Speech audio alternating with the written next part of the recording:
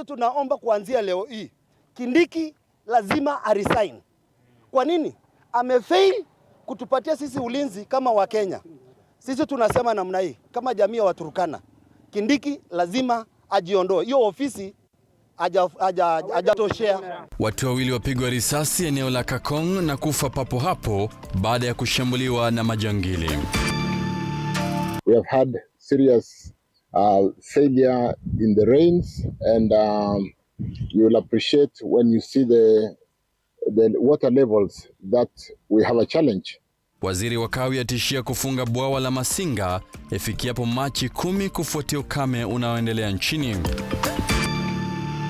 Honorable Kanini Kega will be the acting Secretary General of Jubilee Party pending a convention of the National Delegates Convention. By saying that, it is automatically Kioni is the former Secretary General of Jubilee Party. Katibu mkuu wa chama cha Jubilee afutwa kazi na Kanini Kega kuchukua wadhifa wake. Na mtazamaji, mimi kila wakati utaniita Sammy Adika, mtafsiri wangu wa ishara ni Filista Adundo. Tufanye mtagusano kwenye mitandao yetu ya kijamii Facebook na Twitter @lookuptv. Watu wawili wamepigwa risasi na kufa papo hapo katika barabara kuu ya kutoka Kitale kuelekea Lodwar baada ya gari walilokuwa wakisafiria kuvamiwa na majangili. Wengi wawili walijeruhiwa vibaya na kupelekwa katika hospitali ya rufaa ya Lodwar. Miili ya waliopoteza maisha yao ilipelekwa kwenye chumba cha kuhifadhi maiti cha Lodwar. Februari Ng'ombe na taarifa hiyo kamili. Watu wawili wamepigwa risasi katika eneo la Kakong, Turkana Kusini na kufa papo hapo baada ya gari walilokuwa wakisafiria kuvamiwa na majangili wanaoaminika kutoka kaunti jirani ya Pokot Magharibi. Then all of a sudden tukakuwa ambushed.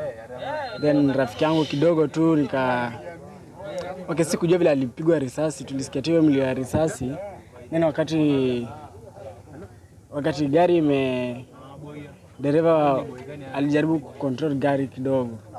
So kuona nini mwenzangu alikuwa amelala chini, kadania maybe ni mshtuko tu labda wa risasi. Mara kidogo hivi nikaona anatoa macho. So nikaona mshike hivi nikashika damu. Kulingana na dereva wa gari la Takrift, Ishmael Wekesa, majangili 4 waliovamia na kuwafyatulia risasi na kuwaua watu wawili, mama mmoja na mwanaume, huku wanafunzi 2 wakijeruhiwa vibaya. Saa 6 hiyo kupita hapo hiyo, unajua tu nimepatana nao kwa barabara kigafla tu mbele ya nimepita mbele ya game kwa junction. Sasa tuko najua kama ni wahalifu walikuwa wanatembea, ile mang'ombe wao zinakuanga barabarani zikuwa naona. Sasa wakati walishutia kwanza juu, tukaona hapa tuwezi simama. Sasa ndio si kujiokoa, wakati tumeenda gari nipeleka zigzag. Wakati gari nipeleka zigzag wakapiga ya pili yosa kapata gari. Ile ilipata gari kapiga seat number 7. Seat number 7 nikajeruhi number 6. Lakini risasi 2 hizo tuliziepa. Majeruhi wakipelekwa katika hospitali ya rufaa ya Lodwar, huku miili ya waliouawa ikipelekwa katika chumba cha kuhifadhi wafu cha Lodwar. Aidha, mbunge wa Turkana ya Mashariki Mheshimiwa Nicholas Nixon amekashifu tukio hilo na kusema kuwa wao kama viongozi wamechoshwa na vita kati ya Wapokot na Waturkana. Ameiomba serikali isiingilie kati vita hivi bali wakae mbali. Wale askari wako huko ni mzuri tu wapeleke kwingine, area nyingine ya Kenya. Wasaidie wa Kenya wengine kwa sababu sasa ni wachache. Hakuna kitu watafanya. Tumeongea maneno NPR. Imekuwa sasa kama sijui unaomba nani kitu, watu wanakufa kila siku na unaendelea tu kusema serikali saidia. Sasa hiyo usaidia serikali hata hatutaki. Wakazi wa maeneo hayo wameiomba serikali kuchukua hatua za dharura na kuweka ulinzi kamili katika barabara hiyo ya kutoka Kitale kuelekea Lodwar. Sisi tumeamua na tumesema kwamba tafadhali haya maneno hatutaki tena na hatukubali tena maneno hayo. Tunahitaji hiyo maneno kama ni Wapokot, kama ni kukaa mzuri tukae na usalama. Kamanda wa polisi kaunti ya Turkana Samuel Ndanyi anasema maafisa wa polisi kwa sasa wameshika doria kwenye barabara kuu ya kutoka Kitale kuelekea mjini Lodwar. Februari Ng'ombe, Look Up TV. Tukiachana na hayo na kuelekea kaunti ya Machakos, ni kuwa bwawa la Masinga huenda likafungwa tarehe 10 Machi kutokana na kiwango cha maji kupungua mno. Waziri wa Kawi David Chirchir amesema kuwa iwapo hali hii ya ukame itaendelea, huenda ikawa vigumu zaidi na kupelekea kufungwa kwa bwawa hili. Waziri wa nishati David Chirchir ameonya kwamba bwawa la Masinga ambalo linazalisha megawati 40 linaweza kufungwa iwapo mabadiliko ya tabia nchi haitaboresha. The water levels are, it is energy storage. Water is a form of potential energy. It sits there, and when you push it downstream, those 20, 30, 40 meters, it runs the turbines. So when you don't have enough water, what basically that means is we'll not be able to generate. What we might be doing in a short while might be, if it gets worse, we'll be closing Masinga, which is a 40 megawatt generation. But Masinga is used as a reservoir to hold water for the downstream generation. So if we have to close Masinga, I guess what the engineers will do is to push all the water down to the cascades to support the generation downstream. Akizungumza katika bwawa la Kamburu wakati wa ziara ya kutembelea mabawa ya Fork 7, waziri huyo alibainisha kuwa nchi haijapata mvua ya kutosha na kupelekea viwango vya chini ya maji katika bwawa la Msinga ambalo linasaidia mabwawa mengine 4 kama Kamburu, Gitaru, Kindaruma na Kiambere. As we are all aware, for the last 5 years, we have had serious failure in the rains, and you will appreciate when you see the water levels that we have a challenge. So we're here today to basically appreciate the management of the hydrology and what we have to do to basically make sure that the water levels are able to support us through the period before we get our long rains. Waziri alibainisha kuwa ikiwa maeneo ya Mlima Kenya yanayolisha mto Tana hayatapata mvua ifikapo tarehe 10 Machi, bwawa hilo litafungwa. Nikiripotia Lookup TV, jina langu ni Gladys Masharia. Mkuu wa mawaziri Musalia Mudavadi amehoji kuwa iwapo hakutakuwepo na mikakati kabambe, nchi haitakuwa na uwezo wa kusitiri zaidi ya idadi nusu ya Wakenya ifikiapo mwaka 2030. Hii ni baada ya takwimu za hivi karibuni kuonyesha kuwa Wakenya zaidi wanaendelea kugaagaa kwenye lindi la makali ya njaa. Kaunti ya Samburu ni miongoni mwa kaunti 24 zinazoathirika kutokana na ukame, huko 55% ya wakazi katika kaunti hiyo wakikabiliana na njaa.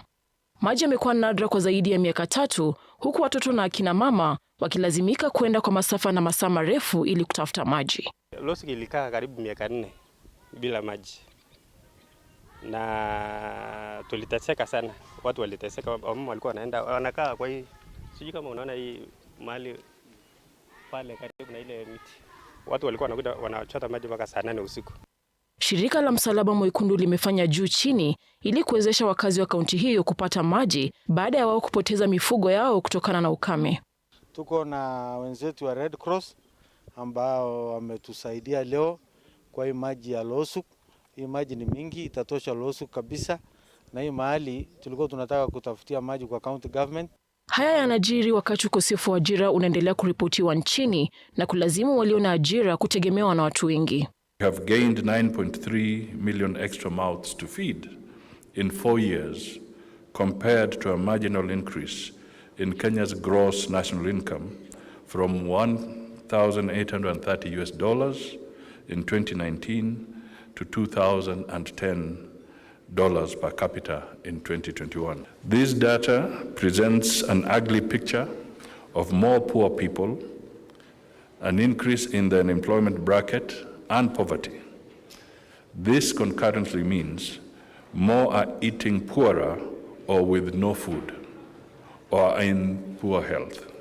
Mwaka wa 2019 ulirekodi idadi ya Wakenya milioni 16.3 walioishi chini ya $2. Mwaka 2022 idadi hiyo ilipunguka na idadi ya watu milioni 8.9. I want to make an appeal that we are not yet out of the woods.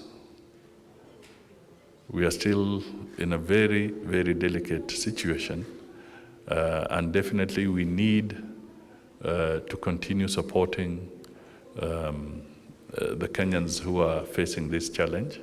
Mkuu wa Mawaziri Musalia Mudavadi ametoa wito kwa sekta mbalimbali ikiwemo sekta ya binafsi, mashirika, wafadhili, jumuiya ya kimataifa na wasamaria wema kushirikiana na serikali ili kupata suluhisho.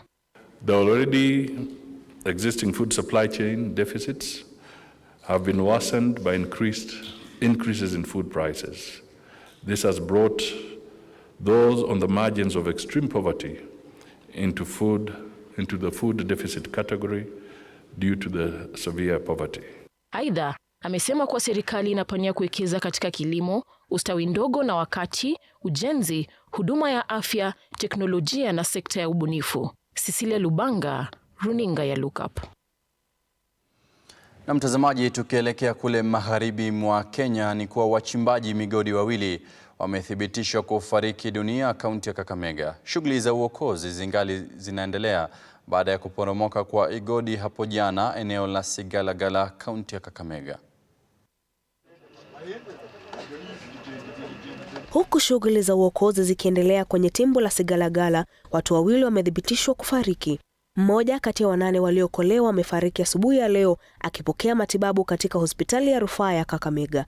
2 kati ya 4 waliosalia ndani ya timbo hili wameopolewa huku mmoja wao akiopolewa akiwa amefariki. Familia za waathiriwa wameendelea kuitaka serikali kuingilia kati na kuwasaidia kugharamia shughuli za mazishi ya wapendwa wao. Kori ni mtoto wangu namba 2. Huyu Kori alikuwa mtoto mzuri. Akifanya hii kazi yake, Kori alikuwa ananisaidia. Nikimpigia simu namwambia Kori sina kitu, alikuwa ananisaidia. Kwa naomba kama serikali inaweza tusaidia ili tuweze kugharamia mazishi ya brother yangu. Brother yangu alikuwa anafanyanga kazi vizuri, hata tulikuwa naye tu juzi kabla ya kufa. Nikamwambia mimi naenda, sikujua kama anaenda kukufia huko ndani. Mchimbaji Andrew Likabo ametoa wito kwa wachimba wenza kuwa makini kazini na kufuata sheria za uchimbaji migodi ili kuepuka visa sawia. Ombi langu ni kwa wachimba migodi wenzangu, tafadhali tukianza shimo tuianze kuijengea kwa fiti 5 kuendelea chini. Si ati tufikishe 20 alafu rudi juu. Hiyo itafanya usalama. Lakini saa zingine ndugu yangu, ajali haina kinga. Unaweza kuwa umevaa hiyo helmet, unaweza kuwa umejenga, si hata hii imejengwa lakini imeporomoka. Sasa saa zingine ni ya Mungu mwenyewe. Mchimbaji Francis amewalaumu wawekezaji kwa kuhatarisha maisha ya wachimbaji kwani hawapewi vifaa vifaavyo. Ghadhabu zangu napeleka kwa wazee wa hii mtaa. Kwa maana wazee wameshakula retire zao, wamerudi nyumbani. Sasa wanatumia hela kwa vijana wadogo. Vijana wanaingia kwa shimo bila safety. Wanaingia tu, wazee hawashughuliki. Bora vijana wameingia kwa shimo, wameenda wametoa hizo vitu. Wazee wanachukua pesa nyingi, wanaachia watoto wadogo, kitu hata yenye wasaidii kwa maisha. Aidha, wenyeji wamezitaka serikali ya kaunti na ya kitaifa kutoa mafunzo kwa wachimba migodi kama njia mojawapo ya kuzuia ajali zinazoweza epukika. Tunataka kaunti government ya Kakamega iingilie katika train vijana ambao wanaingia mining. Kwa sababu watu wanachimba mining sasa hivi wengi hawana knowledge na mambo na mining. I think South Africa wanafanya hivyo. But Kakamega vijana wengi wanaumia, wanakufia kwa mashimo sababu hawana hiyo knowledge. Hawana mtu wa kuwa train. Nikiripotia Runinga Lookup, jina langu ni Abigail Shira. Na kwingineko, Rais William Ruto ameapa kuwa serikali yake itatekeleza jukumu la kuzipa kaunti fedha kwa wakati ufao ili kutolemaza shughuli katika kaunti. Ruto alisema kuwa mgao wa fedha wa kaunti pia utapata kuongezwa. Rais Ruto alisema haya alipofanya mkutano na baraza la magavana Naivasha, kaunti ya Nakuru.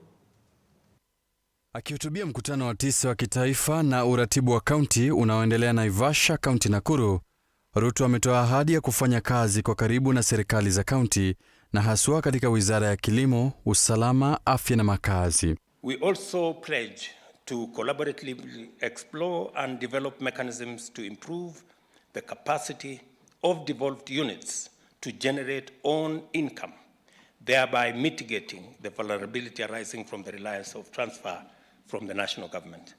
Further, we have undertaken to ensure that the transfer of revenue is timely, predictable, and fully complied with by law. Rais amewataka magavana na manaibu wao kujitahidi kuimarisha maelewano kati yao, kuungana na kushirikiana mara kwa mara na serikali kuu. We are here to discuss modalities of facilitating the standing committee to coordinate a national valuation exercise of these assets to pave way for their transfer to counties. Ruto aidha ameeleza kuwa utamaduni wa uadui na ukabila umeendelea kuzuia ukuaji wa nchi tangia Kenya ipate uhuru. Because the elections are behind us, we have a cardinal duty and responsibility to think together on how Kenya can be better. I want to urge you that we focus on changing the fortunes of the millions who stood in long queues for many hours to elect us. Naibu Rais Rigathi Gachagua kwa upande wake amesisitiza kuwa lengo kuu la serikali ya Kenya Kwanza ni kuhakikisha ugatuzi unafaulu. This will be an open forum. We'll be here today, tomorrow until Sunday morning.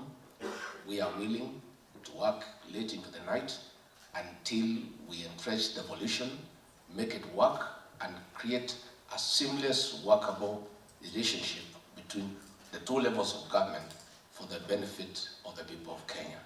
Aidha, baraza la magavana limetoa hakikisho kwa serikali kuu kuwa liko tayari kufanya kazi pamoja na kuimarisha huduma kwa wote bila ubaguzi. We shall strengthen the intergovernmental sector working groups and ensure that all strategic issues are canvassed at that level, that the people of Kenya who voted for us into office are looking to see if we will deliver on the promises we made. I urge us all to continue working together collaboratively to ease the burden of the Kenyan, specifically to reduce the cost of living that is plaguing our people. Ni mkutano uliohudhuriwa na Spika wa Bunge la Kitaifa Moses Wetangula, Spika wa Seneti Amason Kingi, Mwanasheria Mkuu Justin Muturi, magavana miongoni mwa viongozi wengine. Sammy Adika, Look Up TV. Na mtazamaji, kufikia hapo tunaelekea kwenye muda mfupi wa mapumziko. Usibanduke, manake tukirejea tutakuwa tunakujulisha mengi tu, hususan mabadiliko katika uongozi wa chama cha Jubilee pamoja na safu ya spoti na Robert Chacha.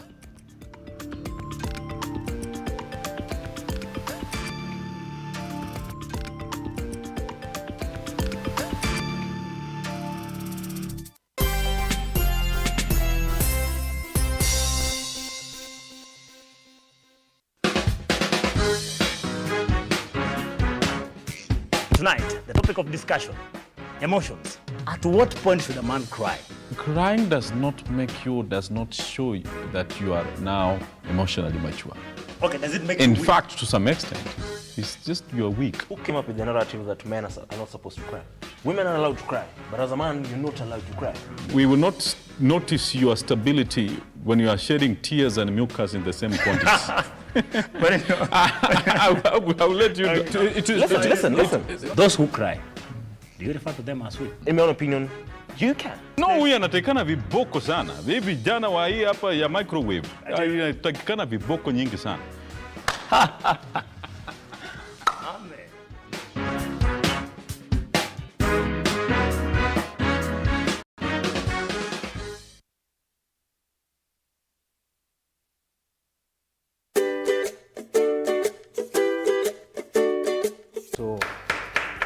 So in That's short, why. In short, leo najua utatupatia tips. Safi kabisa. Yes. Bedhe nafaa kutoka hivyo. Safi ya. So unataka kuniambia nitumie akili nisitumie nguvu. Wewe ndio umesema. Wewe ndio unajipanga. Mimi nijipange. Mimi nimekupatia ingredients. Bro. Unataka ikuwe na supu tena. Si ni unachemsha ama Nikuchemsha. Ndio unaona sauti yangu hizi zima gas. Wewe hata nyoka hizi toka pangoni. In fact kama nyoka ifentie huko ndani. Ati Alex alikuwa na shida ya drinki. Juu pia pale kwa armpits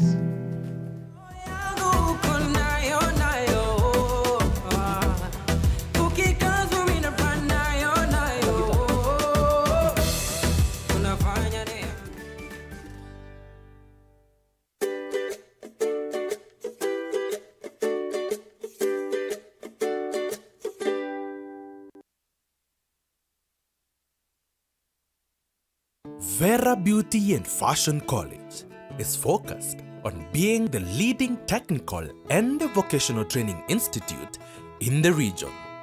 Our team possesses in-depth knowledge and extensive experience in the industry, offering thorough training in cosmetology, hairdressing, interior design, creative arts, training of trainers, nail technology, and fashion design.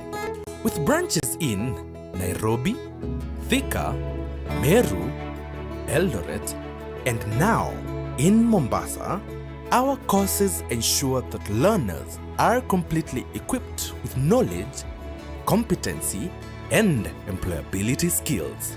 Enroll today to be a part of a center of excellence.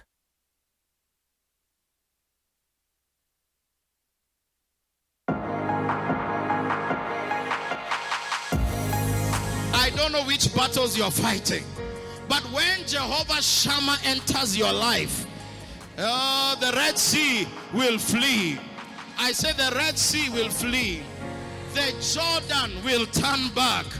The mountains will skip like rams. Every battle that you're going through, I invoke the presence of God this morning. I pray that He will fight for you. I pray that He will go ahead of you.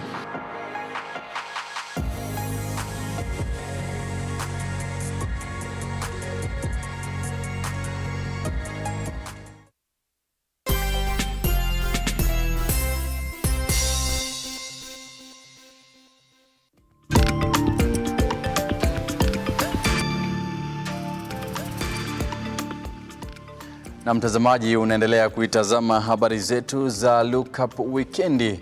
Tuendelee kukutaarifu mengi zaidi. Kwenye siasa ni kuwa baraza la kitaifa la chama cha Jubilee limetangaza kumsimamisha kazi mara moja katibu mkuu wa chama hicho Jeremiah Kioni na naibu mwenyekiti David Murathe. Chama hicho kimesema hatua hiyo imejiri baada ya wawili hao kuendelea kuchukua maamuzi ya kibinafsi bila kuzingatia msimamo wa chama. Aidha, Jubilee imeanzisha rasmi mchakato wa kujitoa katika muungano wa upinzani Azimio. Na kama anavyoripoti mwanahabari wetu Henry Tende, Kanini Kega ameteuliwa kushikilia nafasi iliyoachwa wazi na Jeremiah Kioni hadi uchaguzi wa uongozi wa chama hicho uandaliwe katika muda wa miezi 6 ijayo. Msimamo wa uongozi wa muungano wa upinzani kuwa hautambui serikali ya Rais William Ruto na kuridhia kuandaa mikutano ya hadhara kupinga uongozi wake umezidi kuyumbisha dau la muungano huo. Chama cha Jubilee ambacho ni moja kati ya vyama tanzu ndani ya Azimio sasa kimewasimamisha kazi katibu mkuu wa chama hicho Jeremiah Kioni pamoja na naibu mwenyekiti David Murathe. The following party officials are suspended forthwith and their cases referred to the party internal dispute resolution mechanism for further determination. 1. The Secretary General, Honorable Jeremiah Kioni. 2. The National Treasurer, Mr. Kagwe Gichohi. 3. The National Vice Chairman, Honorable David Murathe. Kitumbua cha Kioni na Murathe kikiingia mchanga baada ya Rais William Ruto kukutana na wabunge 30 walioteuliwa katika tiketi ya chama cha Jubilee na baadhi ya wabunge wa chama cha ODM. Wadadisi wa kisiasa wakihoji mikutano hiyo ni mikakati ya Rais William Ruto kuuzima moto wa kinara wa Azimio Raila Odinga na kumnyima misuli ya kuendeleza upinzani dhidi ya serikali. Maazimio ya leo ya chama cha Jubilee yakidhihirisha matunda ya mikutano hiyo, kwani wawili hao wameonekana kusimama kidete ndani ya Azimio. Sababu mojawapo ambayo imefanya Jeremiah Kioni akuwe suspended ni kwenda kuongea maneno ambayo siyo msimamo wa chama. Sisi kama Jubilee hatuungi mkono mambo ya masufuria, mambo ya maandamano, mambo ya mabaraza. Let Kioni know Jubilee Party is not his own kiosk. He has never called us for any PG. He has never given us a party direction. So when he wakes up from his bed, he cannot expect that we will follow him. The Supreme Court, as a neutral arbiter, made a decision and declared His Excellency President William Ruto as the winner. And therefore, any other shenanigan right now by anybody to say they don't believe in the results and purporting to present to Kenyans something that they cooked in River Road does not make sense. Baraza la wajumbe wa Jubilee likiazimia kumteua Kanini Kega kama kaimu katibu mkuu hadi uchaguzi uandaliwe. From now, this hour, this minute, it has been resolved that Honorable Kanini Kega will be the acting Secretary General of Jubilee Party pending a convention of the National Delegates Convention. Na ili kulemaza shughuli za Azimio, chama cha Jubilee kimetangaza kuanza rasmi mchakato wa kujitoa katika muungano huo wa upinzani. Pending the convening of the Special National Delegates Convention, one, that the National Executive Committee commences the process of exiting the Azimio coalition. Aidha, Jubilee kimetangaza kuanzia sasa kinatambua uongozi wa Rais William Ruto na kitaunga mkono mipango yote ya serikali. The National Executive Committee engages with the ruling coalition on the possibility of creating a working cooperation arrangement with it. Muungano wa upinzani Azimio umejipata katika njia panda baada ya viongozi wanachama wake kuonekana hadharani wakichumbiwa na Rais William Ruto. Hatua ya chama cha Jubilee ikiwa msumari wa moto katika masaibu ya muungano huo, na haijulikani ni vipi utaendeleza shughuli zake huku nguvu zake zikididimia kila uchao. Henry Tende, Look Up TV.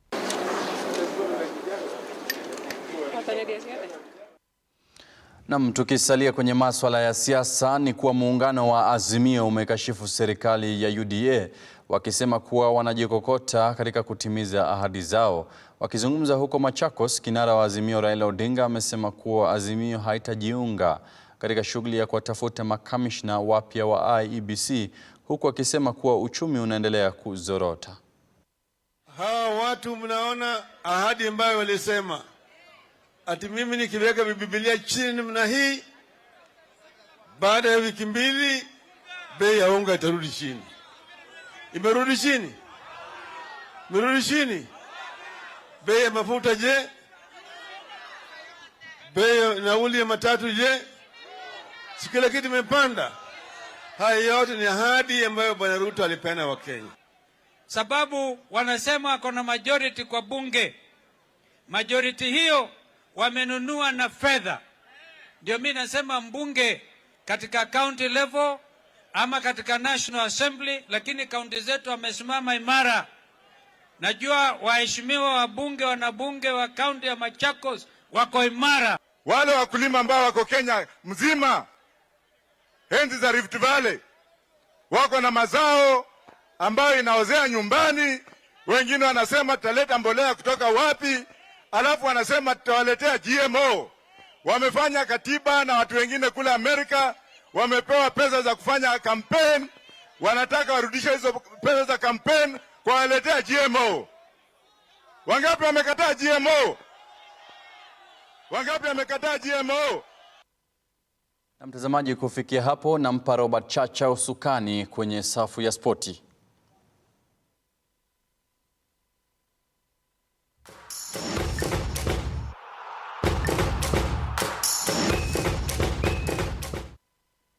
Safi kabisa, karibu tudadunda viwanjani. Jina langu ni kama kawaida niite RC Robert Chacha.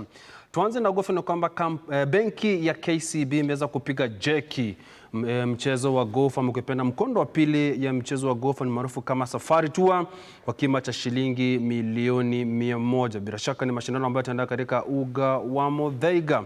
Huu utakuwa mkondo wa pili wa mashindano hayo kuandaliwa kuanzia tarehe 11 Februari katika uga huo wa Muthaiga. Tusikize kauli ya meneja mkurugenzi wa kampuni